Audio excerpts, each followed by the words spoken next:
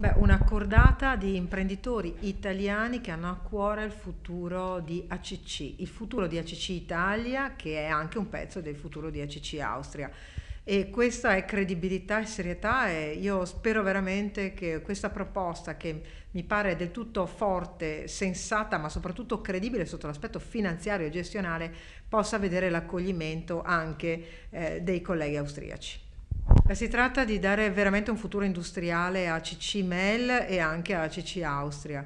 Futuro industriale vuol dire innovare il prodotto, vuol dire fare cose che non siano doppioni, vuol dire mantenere un rapporto forte con i fornitori avendo alle spalle le banche. Ecco, per la prima volta sentiamo parlare di un progetto veramente serio. È una proposta che io sosterrò in tutte le sedi, nei rapporti con i colleghi austriaci, nei rapporti con il Ministero che segue la vicenda con me fianco a fianco, ma soprattutto con il territorio che ha dimostrato ancora una volta la sua credibilità.